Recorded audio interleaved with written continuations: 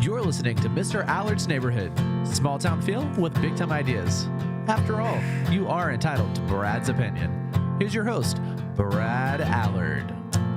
Well, if I sound a little scratchy today, it's head cold season, and it's just lots of fun. But I did test negative for COVID because I know you had a bad experience with it, right, Collin? I did a long time ago. Yeah, and I didn't want to expose you again. So I appreciate that. Yeah, well, I like life. Yeah, it's preferable.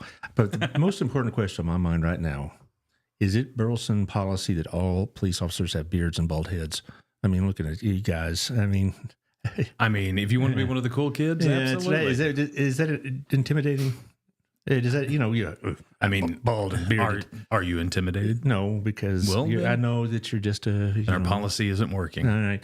We had Joe Byron here this week. We had y'all on about 2 weeks ago, and I thought it was so important that what y'all are doing in the area of predators on social media and things of that nature. We need to have part two because we did go a little long, and we could have gone another hour without even stopping. But y'all got things to do. And if people are tuning in and they're asking about the events of last night, I'm really not going to address that. Just I'll let you address.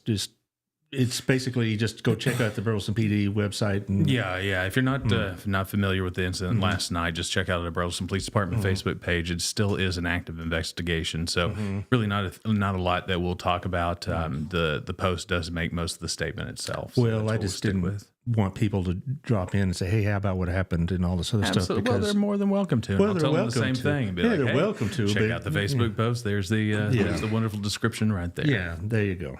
Now, Joe, you've been doing this this is the second time you've been on the show, isn't it? Yes, it is. Yeah, and so you've been doing this for a little while, right? Yes, sir. I was talking about last time with your colleague Cameron and with Collin. I don't know how y'all do it. I really don't. So we may talk a little bit about that, but we're also going to talk about tomorrow's event. Yes. Okay, make sure we get that in. There's going to be a lot of promotion, I hope, for this show. Hope this helps. Where's it going to be, by the way? It'll be 6:30 p.m. at the Burleson Recreation Center. Okay, at the Brick. So, so we'll bring that up again, definitely. I'm sharing this with about everybody I know, so that way, hopefully, we'll get the word out there. Oh, you know a lot of people. Well, I bug a lot of people. That's really more of the case. So no bug. Yeah, I know. So let's do the sponsors because they make this possible. This is what I tell sponsors and potential sponsors. This is what their money's going to. I mean, I could tell you my lifestyle has not changed dramatically since I left BISD, but there you go. Our Place Restaurant, always a great place to go. It just shows you what kind of person Otto was. I had COVID about 4 years ago, and he showed up at my door with some of his soups. Oh, yeah. And a bottle of 10-cup whiskey. I mean, that's good stuff right there. I tell you what, that'll cure anything. Yeah. People always joking about it. No, that's what we use, What's the difference between 10-cup and NyQuil? I don't know. Hot toddy's a hot toddy. Yeah, no. But anyway, back to the matter at hand. Gina's, of course, as always. Also, we're going to talk in January about gift cards, right? Yes. All right. This is what I'm going to give is gift cards because not only because he's a sponsor, because I can endorse the product so well. Oh, absolutely. And so it's a great thing. I wish he was open for lunch on Mondays. And I was about to say, it was nice having the last podcast and then 5 minutes later seeing you over at Gina's and having that lunch discussion. Yeah, we did. Yeah, I went straight there. I was meeting a friend from BNI, and there y'all were. And I thought, well, let them have some peace, but because y'all are celebrities, here in this town, right, Joe? Absolutely. Yeah, that's it. You walk in, they go, that's Burleson PD. I could tell by the bald head. Anyway, John Williams over at Old Pro Roofing, 817-734-2756, local outfit. So, when those guys come knocking on your door about roofs, that's great. They're making a living. I get it.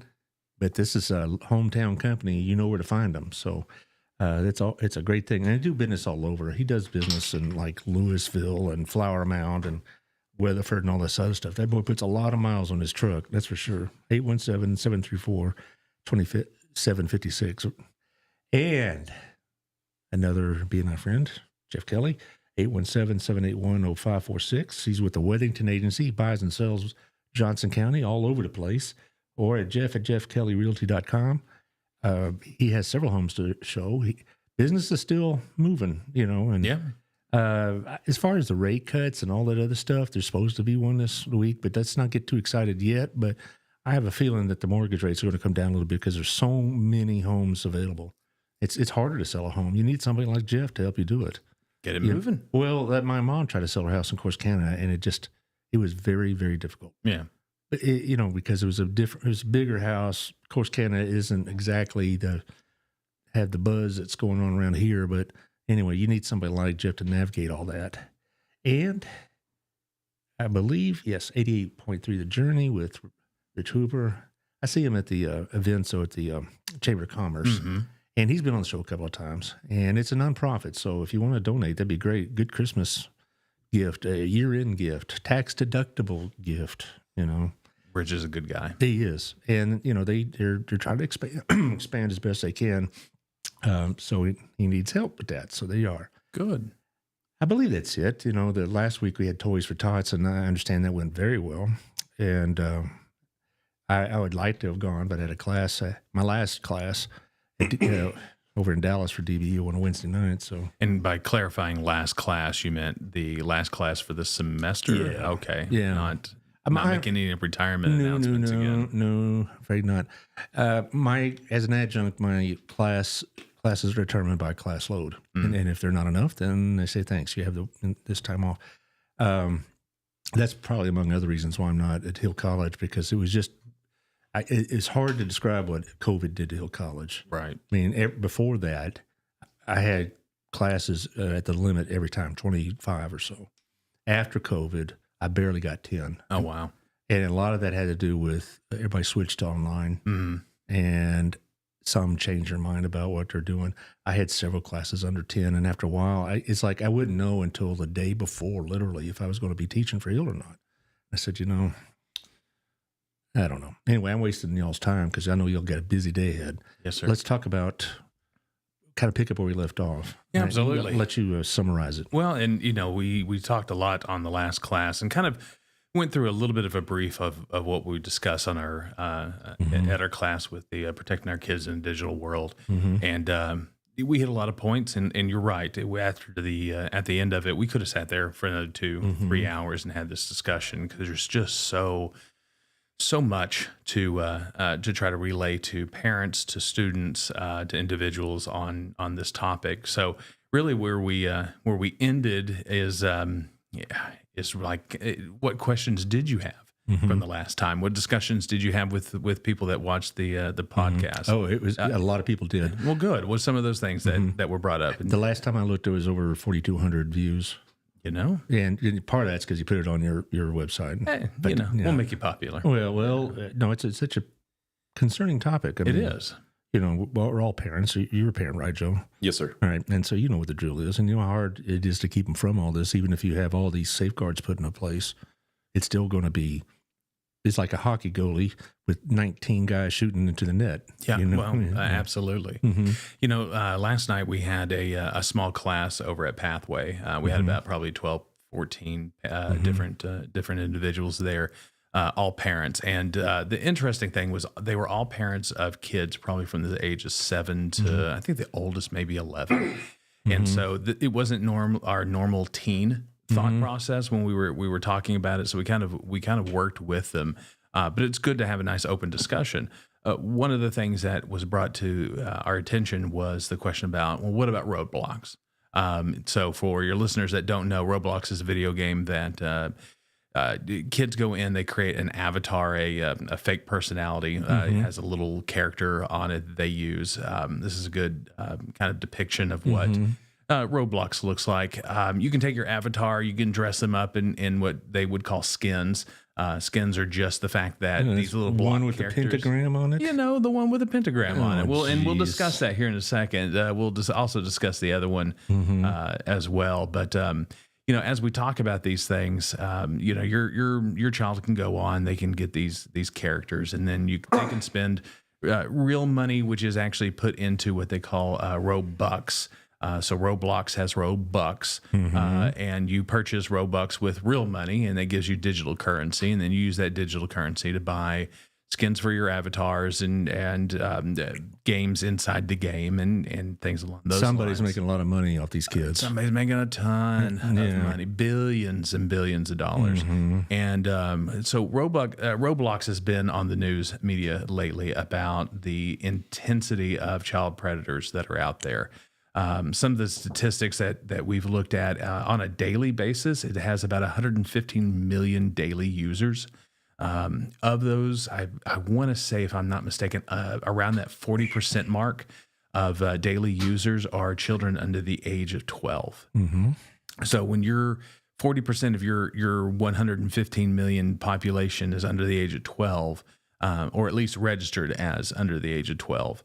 That's a huge contingent of American kids that are playing this video game system on a daily basis. When the producers of this game put it together, they had to have known this is just going to be open territory for pedophiles and predators, and probably didn't care. So six in one hand, half a dozen in the other. If you create something and you say, hey, the intention is just to put this out there, I don't care, then you're a horrible person. If it's hey, I'm going to make this and I'm going to do it with this wonderful intent of making money and being an entrepreneur, and this is a product that everybody's going to use, and then bad people look at it and say, hey, I can use this to my advantage and go in there and do something. Well, last time you were here, I told about that innocent game with Coca-Cola. Yeah, it's a promotional game, and people still were sliding in there to as predators, and that scared my son greatly. So, about Roblox as well, though. It came out of California by a single man that tried to. If I remember the story right, he tried to make his own gaming platform, but couldn't get it going. And he wanted to make it where other people could make their own gaming platforms within a gaming platform, which is what this is. People can create their own gaming scenarios that people go into these rooms or game platforms and play with other players on those.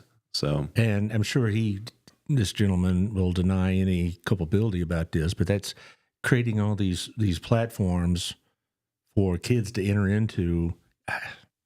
I don't see how anybody's going to regulate that. Well, in that, the intent, regardless of what the intent was in the beginning, unless the intent was nefarious, then it's I'm creating this because I want to give a platform for people to be able to explore their own worlds and do their own things. It really, to me, that front part is not as important as when bad people start using it for those horrible reasons.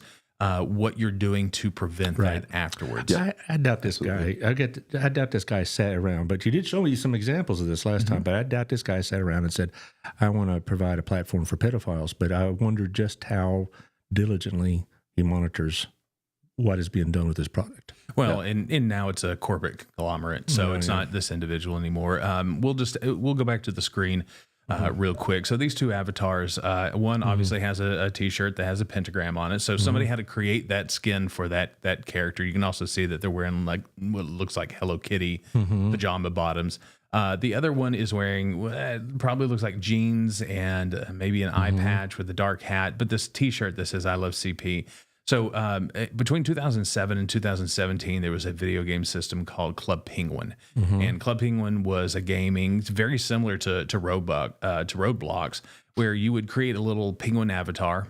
You would go out into this little penguin Antarctic world, and you would visit with other kids that are little penguins, and you would play games that was on this platform, very much Roblox, but in a very penguin type of scenario.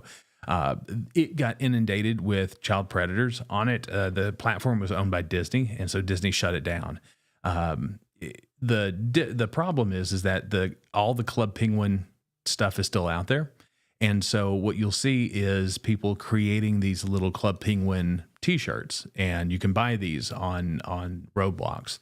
But I Love CP is a code for I Love Child Porn.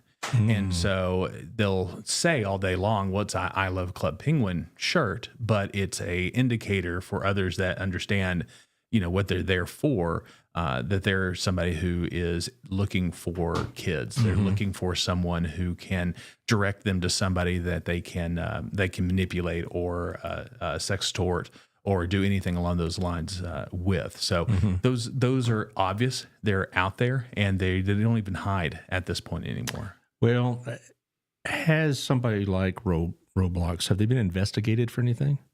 They're being sued by multiple states, multiple entities, multiple individuals. For what we're talking about? Absolutely. Okay. Absolutely. Okay. State of Texas is one of them. Okay. So we're not talking about just conjecture. We're talking about there's actual legal action going on with this guy or this company, rather. So the state of Texas was looking at suing, and then there's a case out of Houston where a 10-year-old girl had gotten onto Roblox for the very first time, and then she was inundated by child predators, and they kind of made fun of her, poked around with her, and she ended up meeting someone who called himself a counselor, and used that area of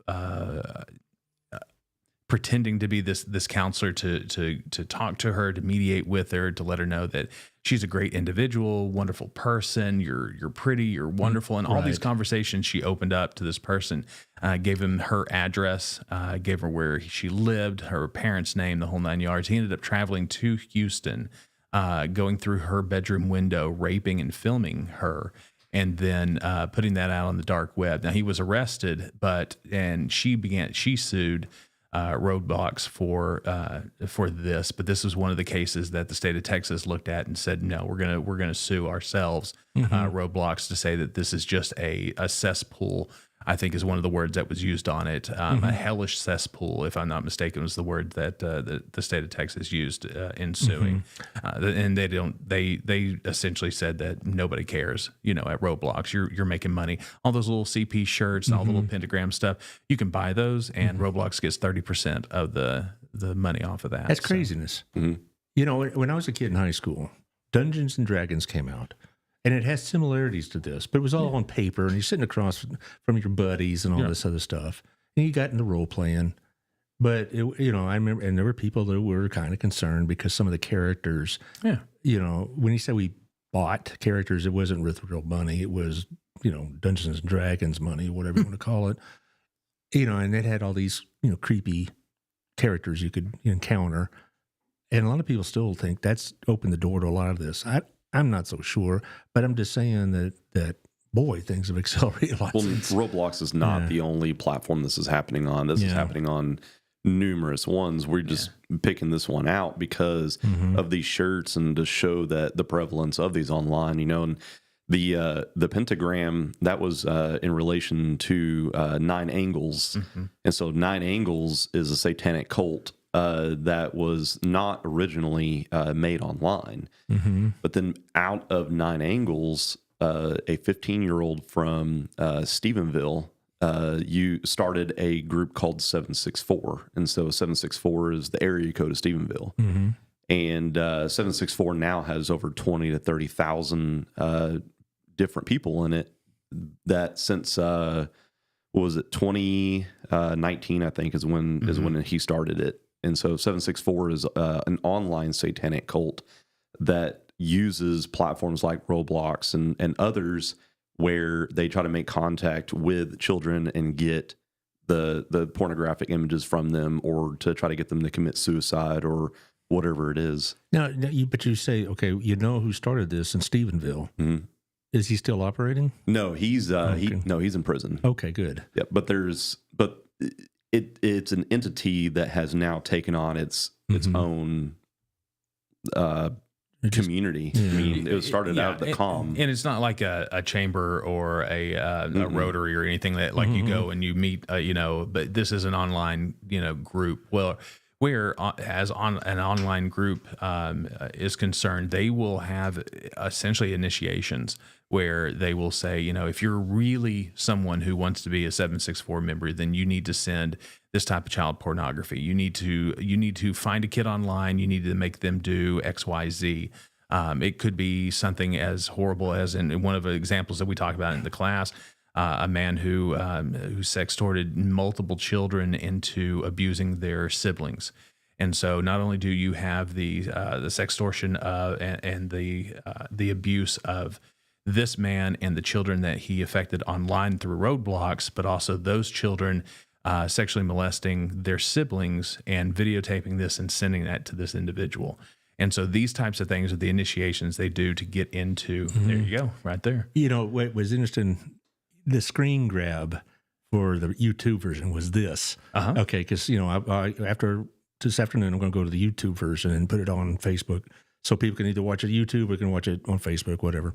And that was the screen grab. I thought, that's certainly appealing. You know, it's what, you know, a thumbnail or a screen grab. I'd much rather have something that I look at and like, what in the world, and then go and listen. We've got a real good post out that I did with Officer Byram, and it's him discussing this at a class.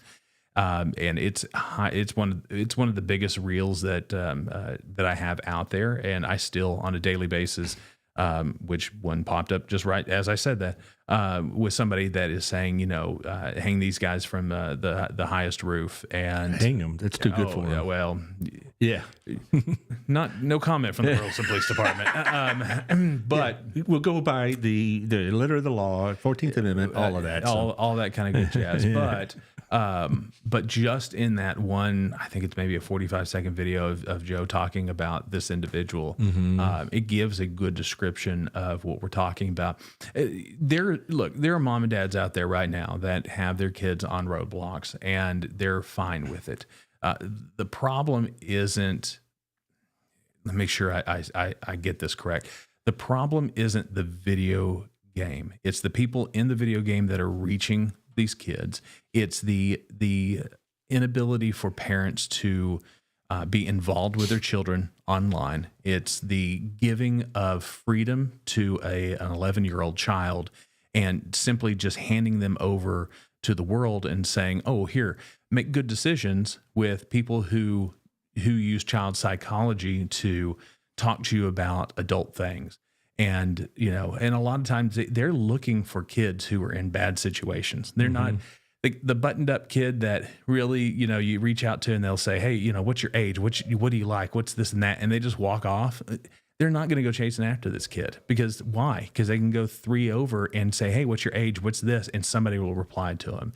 And then, hey, you know, what about your parents? What's your situation? Where do you live? Where do you do this? And they're replying to them. They're going to go right after that kid. It's the path of least resistance. I don't know. We talked about this last time too. I can't put myself in a mental spot where this is normal activity or something that anybody should pursue. It's like it's so.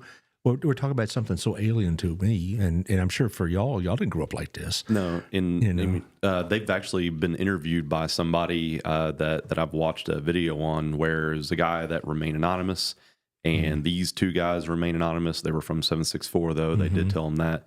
And they said the reason that they do it is because of the adrenaline. It's the drug of choice that they've chosen, that they try to get the most gruesome things. You know, we're talking about child porn, but the stuff that they also make people do, and it's not just kids.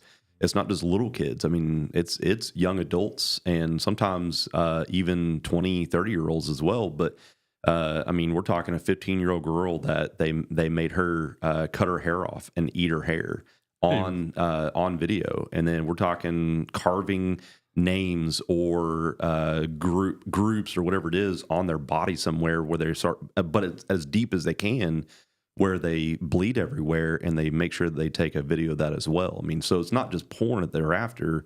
They're after some of the most grotesque things that you can imagine. Goodness, and this is what you do for a living, isn't it, Joe? Yeah, absolutely. How do you kind of not categorize? What's the word I'm looking? Compartmentalize. That's the word. You know, how do you? I mean, keep this from affecting your home life and your family and whatnot. Well, my goal that helps me with it is the more I learn about it, the more we can provide this knowledge and education to our community, the safer our community will be. Well, yes, and I had to put. It still has to take a toll. I couldn't do it. I really couldn't, because I couldn't turn that off when I got home. I couldn't unsee what I had to see. And that's why I have so much regard. Irma Vidic here, Irma Crisp, I guess. I still call my former students by their maiden names. But anyway, thank you for your service to our community. It does not go unnoticed, and absolutely it doesn't go unnoticed, because this is really taking one for the team, so to speak, taking one for the community. Our officers and our staff over at the PD, I don't think, most of the times that we get people that yell at the police department, it's, blank the police or, y'all are all a bunch of here's and there's. That's the word they use. Look, here's and there's. Here's and there. I'm doing everything I can to keep this as PG as possible. Yeah, it's fine. I don't think even the haters understand the reality of how much the police department shields them from the reality of this world. Exactly. How often officers finish a day where they have been standing next to the body of a person who has a family, who has loved ones, who are mourning the death, and they have to go through and meticulously make sure that every bit of the situation is perfect so that justice can be made for that individual. And that's when they call it the thin blue line, isn't it? I don't know if they'll call yourselves that. There used to be a TV show called that, but that's what it is. And people, when they think about cops, most of the time, they remember somebody giving them a ticket or something like that. But I think the vast majority of Burleson people, if they sit and think about it for a second, do appreciate Burleson PD. I hear stories about other towns' police forces that are not complimentary, and maybe I'm getting them from a biased source, certainly. But I'm just saying that I bet if you ask 100 people, 98 to 99 of them are going to have positive things to say about Burleson PD. And it's going to be that one knucklehead that, y'all spoiled his fun or something like that. Yeah. You take with what you can. We do have a wonderful community that is very, very supportive. And we know that. We know that from the police department side. You're always going to get those that just hate on anything just because they wear the uniform. So, you just nod and you give them, that it's their right to be able to do that, and we move on. So it's authority issues. I mean, I saw that in school sometimes, not very often. I mean, most of the kids I dealt with, they treated me fine. Yeah. But there's always a handful of them that because I was the person standing in the front of the classroom making them do things they didn't want to do, like read, something like that. They're gonna have that kind of opinion, and that's just life in a big city. Sherry Scott says, what can we do as a community to support our officers? Sherry, we love cookies. Yes. I would say on two aspects. One, when you do see an officer, appreciate him. If you see him having lunch, I'm going to say this as a civilian and not as an officer, but you see him out there having lunch, buy their lunch. If you see them out, obviously if they're in the capacity of doing their duty, don't walk up to them while they're trying to put somebody in handcuffs and be like, "Hey, great job, y'all, wonderful, way to cuff that perp." Absolutely, but. One of the greatest things that people can do is send us messages online. We send I can't tell you the amount of times I've received somebody that says, "Hey, I got pulled over by so-and-so and they were the nicest person and I was speeding, I was doing this and that. And they talked me through and told me why this wasn't a bad idea, why this was a bad idea and what danger I could have put my kids in. And you know what? They were just so professional and I really appreciate it. We take those and we send those to the officers. They get too much hate. They hear the hate all the time. And so as a community, the more you reach out, the more nice letters, the nice messages that you send, those get back to those officers, and it's always appreciated. To kind of get back to this more unpleasant topic, we still have a handful of slides from the last time you were here.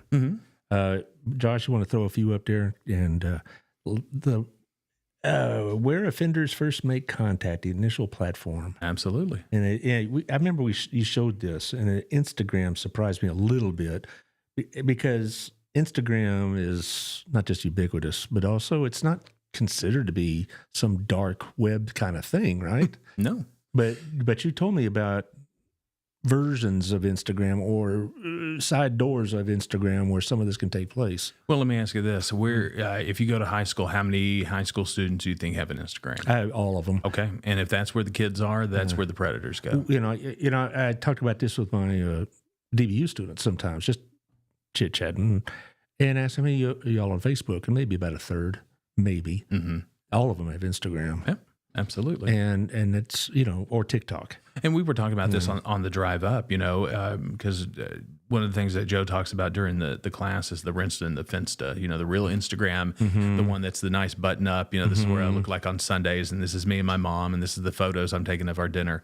And then the Finstagram being the fake one where this is where the kids are taking the pictures of them smoking weed or hanging out doing shenanigans with their friends or doing the sexual acts. And these are the ones that all their friends have access to, but they don't allow their parents to go onto it. It's their fake account.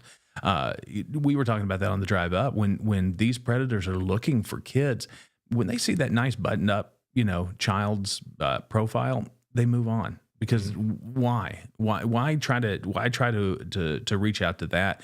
But when you see the one kid who's, got pictures of them high as a kite in the corner, or they're out doing stupid things, that's the one that they reach out for, because they know this child most likely has some sort of home situation. And what better way to get into somebody's DMs than to tell them how wonderful they are and how amazing things are going, and I wouldn't treat you this way, or I have access to drugs too, and hook me up. And so Instagram is easily one of the first things that it's that interesting. they're going to get And to. Facebook is not a platform most teenage kids use.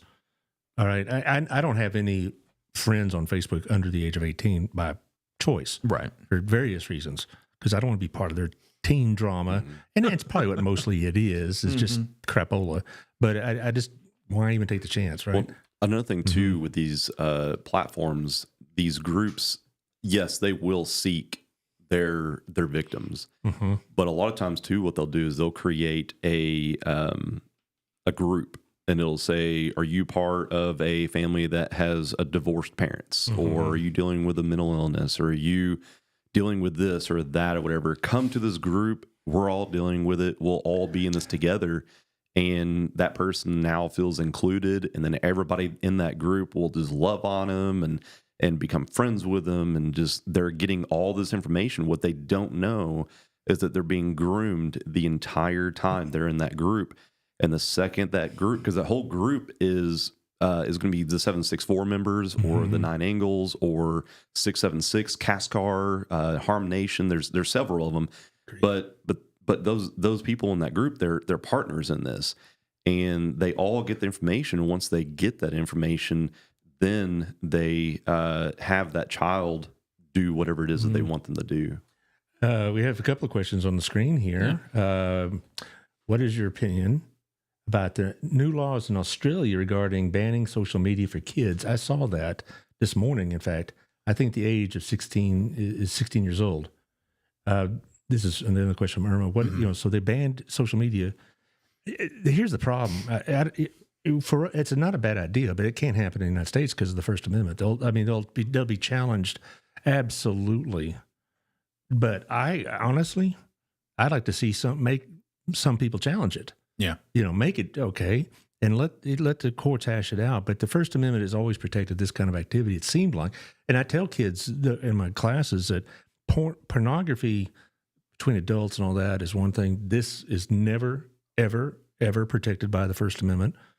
So guys, don't buy into that argument. The courts have made that absolutely clear, that things like child porn is and always will be obscene, and First Amendment does not protect obscenity. And so this First Amendment argument that some of these people put out there is rubbish. And then on the other hand, there's always going to be people that are going to protest their right to do such crap like we're talking about. I'm like, freedom of this, freedom of that. And it's like, there are limits. Yeah. There are limits. Now, as far as Australia banning it under 16, I don't know how they're going to enforce it, but you go. Well, I will say I work with a local child psychiatrist, and one of the things that she and I have been talking about is the puberty levels for at least females. Usually starts around that 10 to 11 age. Puberty ends somewhere around 16 to 18 in that time frame. So during that puberty stage, a young woman is learning who she is as a person. And so that's the ultimate of psychology, is learning who I am. Am I worthy? And when you have nothing but social media telling you that you're unworthy, you're ugly, you don't place, you have to have these types of things in order to get positive attention. You have to look this way, your lips and your hair and your eyes, and everything has to be done up. By the time you get to a place in that social media aspect from 10 to 16, by the time that those hormones start settling into just growth, you walk away as a person for the rest of your life thinking you're not worthy. And that just leads to, if we know anybody that feels unworthy, they go to someone who gives them appreciation, who gives them love. Validation, right? Validation 100%. And so when you have a generation filled with people who have been on social media being told they're not worth anything, then they're sheep when it comes to people that want to take advantage, because just showing enough love fills their heart to the point that they'll do whatever they want. So as far as this rule is concerned, who knows how a court system, whatever, my daughter will never touch social media till at least after 16. Well, I get this conversation a lot about, is this allowable under the First Amendment? And you'll be surprised just how far the court's given latitude to some of the things that you and I and Joe would think to be pushing the boundaries. Absolutely. And so it's up to the parent at this point. Yeah, right. So if we're looking for the courts or the government to, protect our kids, you can forget it, because it's not going to happen. Well, now, again, like I mentioned before, there's certain things that is and always will be considered obscene and therefore unprotected, and therefore liable for whatever prosecution comes with it. But the latitude is pretty broad, and so even the stuff that's quote legal is still a great problem. Yeah. Well, and another thing too is platforms have rules where they can't have these accounts if they're under 13. Well, how many under 13-year-olds do we know that are on these accounts because they say they're 15 or they say they're 18? And so with this law in Australia, yeah, they're going to be able to do that. But unless that child posts pictures of themselves and they look like they're under 16, then the platforms can say, okay, that child is under 16. We need to shut that account down. But what if they don't post pictures of themselves? They use AI to doctor themselves where they look older or whatever it is. Then how do you enforce that without some type of identification that you have to upload? But then from there, their rules obviously are different from ours. But well, Australia doesn't have a First Amendment, and I mean, what we have in our Constitution is fairly unique. All right, even though these are democracies and whatever else, they don't have a document like we do. Yeah. But if you want to have a microcosm of what a kind of like a break from social media can do, look what's going on in the schools. Okay, it's now you have to give up your phone during the school day at the classrooms, and everybody thought there'd be all sorts of hollering and yelling, and maybe there was a little at the beginning. The people that I've been talking to that's still in the school said it's been a godsend, because kids are doing something that we used to do. Talk. Right. Well, we used to talk in a lunchroom, not sit there and grind on some screen. And that I've heard great things from that as well. The other side effect that has caused, though, is that these kids are using Google Docs to communicate with each other across classrooms, but they're using emojis or emoticons to make it where they can't decipher what they're talking about, or adults can't decipher what they're talking about if they were to look at it. And so, you might, one emoji that the DEA put out is, if you ever see a cookie, then that usually means marijuana. If you see a snowflake, that usually means cocaine or methamphetamine. But so, grapes, we've talked about that before, is that if you ever see a bunch of grapes, then that could usually mean rape. And so they're using grapes in that place, so that way that word will not be flagged on any kind of AI or whatever they're using. Irma says, we used to pass notes. Not in my class, though, by golly. Well, No. When you get a bunch of young ladies in a room, particularly the class I'm thinking that Irma was in, it'd be a full-time job. It's like, okay, just pass notes. I'm too tired. But anyway, it's true, though. I mean, it's I think back, on our conversation last time, and I'm driving home, and I'm feeling like I'm just feeling down. I really am, because this is such a depressing topic.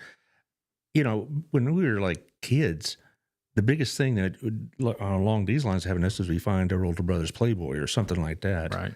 Boy, how innocent does that sound now, right? Yeah. Yeah. You know, I don't mean it isn't innocent, but you know, it's But like, in the scheme of things, I Yeah. mean, I hate saying it, but you're not wrong. yeah, I know, it's like that was a big deal. I remember one time I'm walking home from school and I was taking a back alley path and boom, there was a rain-soaked Playboy. I thought I hit gold. You know, I struck oil. Well, another thing too is there's a really good documentary that we talk about in the class called Childhood 2.0. And it's on Prime and YouTube. But the average age of a child that accesses porn now, because it's just at your fingertips, is between the ages of 9 and 11. That's Beautiful. the first time that they're seeing porn. Good grief. Well, on that documentary, he's talking about how a 9-year-old boy went to go spend the night with another 9-year-old boy, and Josh, hang on. What's with the screen? It's, I don't know if this topic goes real well with the screen. bad. It just I hit the no, keyboard. He just hit Yeah. the keyboard, and I'm like, okay. But so one 9-year-old went to go spend the night with another 9-year-old, and the 9-year-old that went to the other 9-year-old's house had never seen porn. The one that they're at their house has seen porn, so he introduces porn for the first time to that other 9-year-old, but then proceeds to act out the pornography that they watched on that child, and that child didn't tell his mom until 3 years later that he had been raped by his 9-year-old friend when he was 9-year-old. You know, those kind of thoughts never entered my mind or anybody I ran with. You know, how was the first time I saw Playboy? I hope Mom isn't listening. I was about 13, 12, and I didn't know really. Yeah. And I didn't know what's going on. And so when I was told about the birds and the bees, I thought, who'd want to do that? Yeah. You know, because I really grew up in not just a sheltered home, but just that the environment at that time was not so prevalent. And I think it's not really just, we're talking about pornography and obscenity and all this other stuff. It's also just in mainstream culture, how we sexualize these children at such a young age, you know? And, you know, they're just like, they're inundated with it just in normal mass media. Yeah. Well, and that's what Detective Sergeant Pilgrim talks about as well, is the whole MAPS thing, the minor attracted people instead of pedophiles or predators. Oh, by the way, Irma has a question. What are your opinions on sleepovers in general? Is it as dangerous as we or I think? So I think Collin and I agree on this, is that we refuse to let our kids sleep over at anybody else's house. 100%. So I won't do it. I have 2 9-year-olds, and we just won't allow it. So Well, you know, when my kids were growing up, that was when they got into like high school grades, it wasn't quite as big a deal. But I don't remember our kids doing a lot of sleepovers, or if they did, it would be like in a big group setting, like you know. Gosh, my brain's going blank. Lock-ins, or what is it that we do in January? You know, firestorm, whatever it is, storm weekend. Yeah, okay. We gotta be Baptist for that. You know what? Yeah, I okay. was going to ask. Yeah. You know, and so we're talking about a group Crazy setting. days down in Baylor. Yeah, no, no. Sleepovers there. No. I was too busy studying, Mom. You know, I was, unless I fell asleep in the library poring over the books. But anyway. But, you know, as far as sleepovers, it's like, it wasn't a big deal back in 1978. You go over there, you stay up late, you watch a movie. Yeah. You know, what the worst thing that I ever did, I think I told you, is that we go shoot off fireworks at 2 a.m. We didn't get drunk. We didn't go look for porn. We just did stupid junk, like, you know, like fireworks or things like that. Well, that's what a lot of kids do nowadays, though, is that the second they get home, I mean, adults do it too, don't get me wrong. We all like want to veg out. And so we look at our phones or our tablets or computers and we just do doom scrolling where we're going through videos and videos and videos. Well, and so now these kids have access to this technology at their fingertips, like we're talking about. And so when my kid goes to another kid's house, I have no bearing on what they're watching or what they're doing. And so, but when that other child comes to my house, we have a rule that they have to put their phone or tablet on the kitchen counter, and then they can go to the rooms or whatever and play or whatever it is. And if they need to call their mom and dad, they can do it from the kitchen. They cannot take their device into the bedroom or game room or living room or whatever it is, because again, if I'm not in there paying attention, I don't know what they're watching even in my own house. It's amazing. that it's come to this. That's what's good to me is it's come to this. You know, I'm sure my mom and dad would have been very displeased if I got, picked up by the police for setting off fireworks at 2 a.m. But that was as far as it went. And we didn't, I don't want to say that I grew up like in a sheltered place, but I grew up with good people. Yeah. Good family, good friends. We didn't get drunk. I've never smoked weed. And people don't believe that because they think everybody in the 70s and 80s must have smoked weed. I never had one in my life. And it's like, I don't know. I look at our society and thinking, how much longer can this go on? This can't last. And I don't know. And that depravity of the culture now is one of the biggest reasons why. Yeah, I'm trying to be humble in this, but I'm not going to be. Our police department is one of the few police departments that doing anything about this.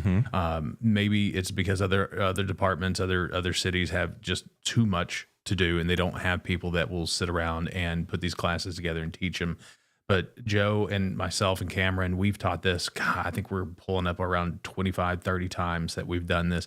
We've gone to a little Baptist church and talked to a women's group, or we've done it in front of 150 people at the Brick, which will happen tomorrow night at 6:30 p.m. We're going to go wherever people are, whoever wants to listen to. This is too important for our community just to sit back and experience the pain and not have the education or knowledge, or at least have the ability to have that afforded to you to say, this is free. It's an hour and a half of your time. You're going to hear a lot of stuff that you're going to have to go home and you're going to have to mentally try to figure out. But we give you a QR code with a link to a page where you're able to look up different aspects of everything that we talk about, links to different types of technology that allows you to help with cell phones, with video game systems. We're doing something. What we just need is our community to join us in this effort. And the more butts we get in seats, the more people that we have with this knowledge and this education, the less likely our community is to fall prey to this. Well, on tomorrow's show, I have Sam Ross, who's the associate pastor at First Baptist, and I'm going to bring it up with him. Please, we would love to be at First Baptist giving this class. Yeah, you could. I guarantee you, I know what his response will be. It's just going to be a matter of logistics, not a matter of do we really want to do this? I guarantee you. And I also Chris Wigley, he's a parent. Yeah, Sam's a parent. They, and of the ages we're talking about, and so they'll want people to know about this stuff. So I'm going to talk to them tomorrow. Remind me, Josh. That's your job.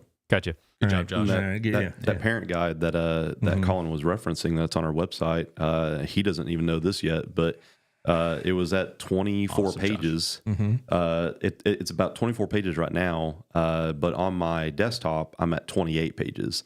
And so I'm currently revamping, adding more content to it. And so I expect probably in the next coming weeks, I'll be sending the revamped, updated guide to get it placed on that QR code there. You mentioned that Burleson PD is one of the few that are doing this. I can't imagine in a smaller community they don't have the resources or manpower, et cetera. And that's probably where a lot of this originates. Well, it's everywhere. I mean, it's everywhere. I mean, there's no discrimination because it's all data. I mean, so if somebody in California is doing this to one of our kids, he's just looking for a person, and where that kid lies, it doesn't matter. It's going to pop up. I will say that we have gone to several smaller communities and taught this class. So we've been in Cleburne, we've been in Joshua, we drove down to Edinburgh, Texas, down by the border. That's a long drive. It's a 10-hour drive, and we couldn't send you on an airplane. Come on, Billy. Look, cops and guns and airplanes. Just they like driving, so it's a thing. It's a thing. Yeah. But we've gone to multiple different communities, and we're not we're not exclusive to Burleson. We just want to protect kids, and we'll go wherever we need to do that. Well, I'm sure that this needs to be out with the churches more, because I know Pathway probably has sponsored y'all. We did one at Pathway last night. Last night. That was our 12 parents. But but still, we need bigger crowd now. Well, and that was the nice thing, because they came up and apologized multiple times. I'm so sorry, it's so small. It's like, look, we're planting a seed. You 12 go into your congregation. You talk about this and demand this back. And Pathway will turn right around and invite us. They've wanted us to come. It's just getting the parent participation. It's December. It's hard, but this is the biggest time. That's why our class is next tomorrow.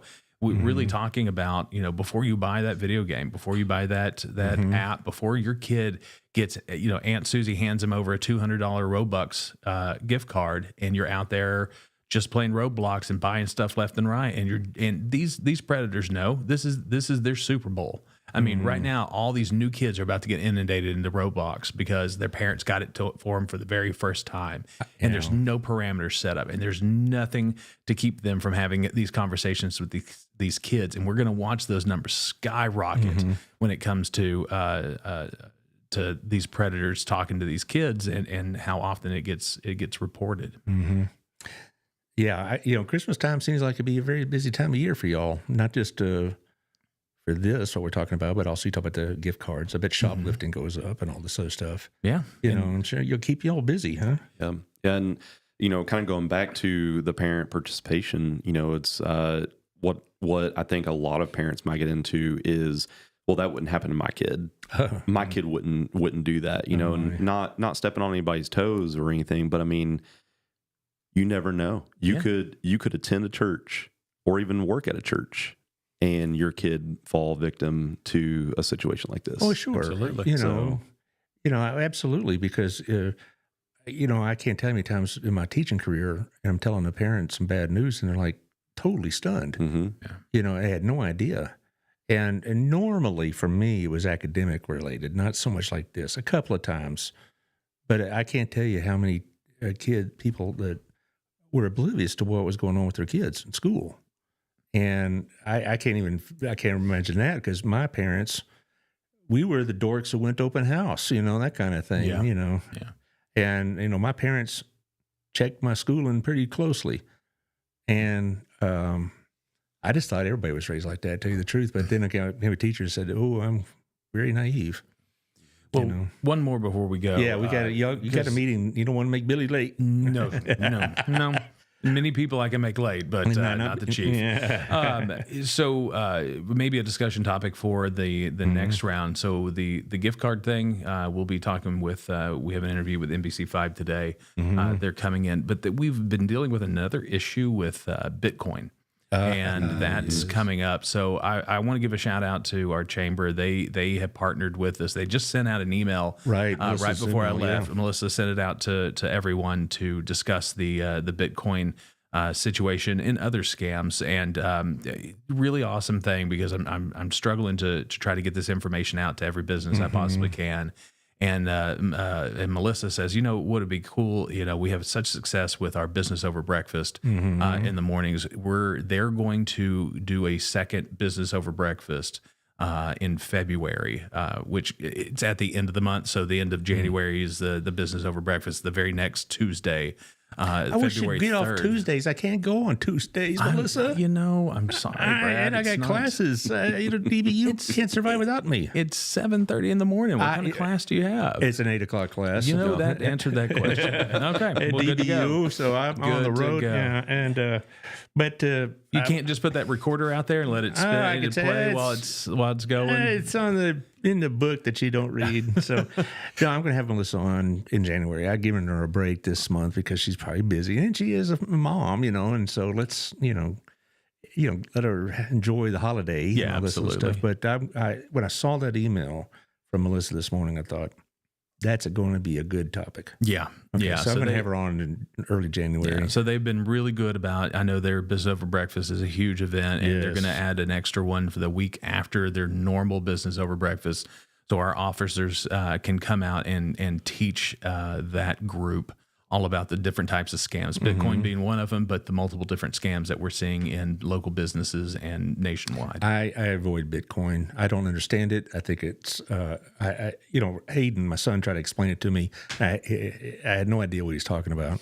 So, I just avoid all crypto. Tens of thousands of dollars from citizens around just in this area that just walk over and start feeding it because somebody was on the other line telling them that they're going to have a warrant for their arrest if they don't, and it's bad. It's bad. We've had several businesses fall prey to it. I get a text every now and then. I said that I'm past due, particularly on tolls in the toll roads. Absolutely. And all those tolls you take. Yeah, and all this other stuff. Anyway, they're starting to use snail mail now, USPS, to send letters that look like it's from the Social Security Administration, saying that your account is whatever. We need you to log in and give us all this information to make sure that you're going to get paid next month. Yeah, we got one of those. Yeah, and so if you don't make contact with them, they're going to shut your account down, type of thing. And so what they're saying from that is actually call the Social Security Administration themselves using the phone number from the .gov website, not from the envelope. Exactly. And so every time I get anything like that, I just ignore it, or I'll call whatever. Are there Bitcoin ATMs? Miss Scott is asking. Yes. Oh, Sherry, A whole bunch of them. give me a holler, girl. We're going to have a discussion. There are at least 12 in Burleson, and I would love to see that number be 0. But that's my personal opinion. I'm not representing any government agency. But yeah. One more time about tomorrow's time and place. Okay, so tomorrow, Tuesday evening, that'd be Tuesday, December the 9th. Is that where we're at? Golly. Tuesday, December 9th, 6:30 p.m. at the Burleson Recreation Center, the Brick. We will have our Protecting Our Kids in a Digital World with an emphasis on before you buy that platform, that video game, that gift card, that whatever it may be, understand what you're giving your child. And we have some we have some wonderful members from our city council and our mayor, I believe, are going to be there. So this will be a good one. Yeah. Well, I've given him a break this month too, because he's going. He doesn't need no break. I know. Well, he's going to be. I know he's going to be doing a lot of personal appearances. Yes, that's very true. And I try to not intrude too much on his time, but I'll have him in January because we have politics coming up next spring. I have a feeling it's going to be a lot more appropriate than we've had. Yeah. The last couple have been pretty low key, and I think it'll be the same this time. And so I just think we're past that point of the hair pulling. Certainly y'all are. And Truth. That's a true statement. What a zinger to end this episode, man. It's just wing. Josh, thank you for everything. Thanks, Josh. Of course. 11 o'clock tomorrow, I have Sam Ross of First Baptist going to talk about not just the Christmas services, but we're going to just talk about church in general because, he's doing a lot of studying and reading about that, getting his doctorate and stuff. Good. So, all right. And you're still involved in church. What's the name of that church again? North Elevation Church in Mansfield, Texas. The associate pastor there. I'll be preaching this Sunday, so you should come. Well, absolutely. My pastor looks for me. Oh, wait, a Baptist and a charismatic church. I don't know how that works. No, I've been in before. It's like I went to one in Waco when I was at school, and then I didn't know it was until it was very obvious. And like, I understand. What in the world, Yeah. Who's that dancing down the aisle? Yeah, but of course, Burleson's so conservative. Even the Lutherans are snake handlers. And so, so there you go. We all fit in. There we are. All right. I'll see y'all tomorrow, guys. Thanks, sir. Appreciate it.